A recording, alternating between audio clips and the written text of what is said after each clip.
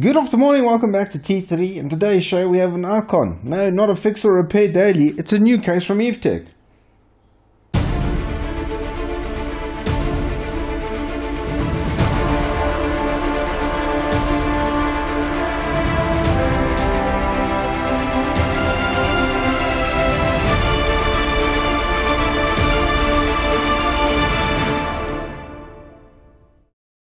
Alrighty, so I've set up with this bit of a weird angle. I hope my voice is coming through alright. This is the more or less the best I could do because I wanted to show you this nice new case which is coming out from Evetech. As you can see, Evetech on the bottom, so you'll know where the case came from at all times, which is great.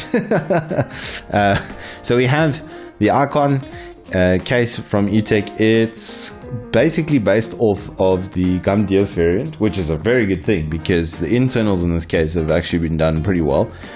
It's got space for a 240mm radiator in the top, and it sits quite far forward to the front of the case, as it were.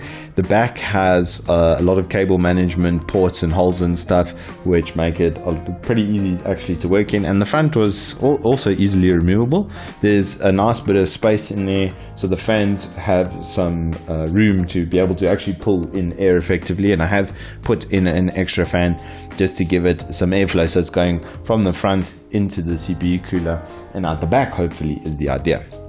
And I'm going to run AIDA 64 on this to see what the temps then look like. On the open air with this cooler at 4.8 gigahertz all core on the 9600K, we were able to get an average or a high temp of about 74 degrees. So that's what we're going to be looking at over here. And honestly, I don't think it's going to struggle too much to get there. There is a space at the bottom of the case for air to flow in, and then it's raised up nicely on the little feet perspex side panel, and at quite a good price really. It's a very good entry-level segment case that's got big boy features, as it were, but without breaking the bank, of course. You can remove the 3.5 inch base from the bottom there and put in another fan over there if you want to. You can have the power supply mounted in either orientation that you would want to. I've actually put it so that it's pulling down and out like that, just to add to the cooling prowess of the test, to give it the good old college try with as little as possible, to see if with only really putting in 2 out of 5 potential fans, if we can get some good temps. So without further ado, let me run some AIDA and come back with the results.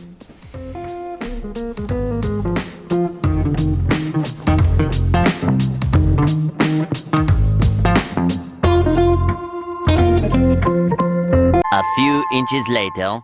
Okay, so we're back. After a little over 10 minutes, we did 11:49 total on the time, and pretty much exactly what I expected, though, to be honest. If we have a look over here, exactly 74 degrees, mins were in the 30s, and I mean, like seconds after stopping, it's already into the mid 30s, mid 40s ish on the temps, so it's done a really good job there.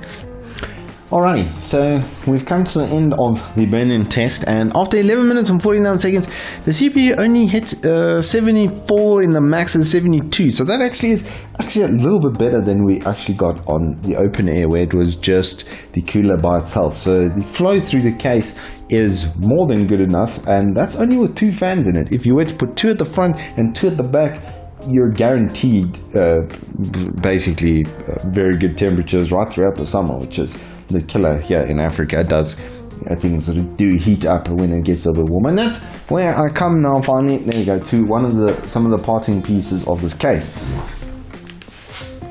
If we have a look at the included package over here, they put in some extra long radiator screws as well, which is just really nice. I'm always running short of these, so the fact that they include a full set in the kit as well, and then a speaker, so if you do want to have your BIOS beep, you can, because they do include a little speaker with it.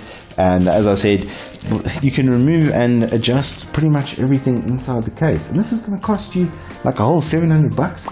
with some RGB on the front so you can customize it. It's addressable, it controls itself as well, which is great. So if you don't have an addressable header, the one that is on this board is actually just too far away for me to reach with the cable. It's like literally on the back end there, so I don't have an extender on hand for addressable RGB.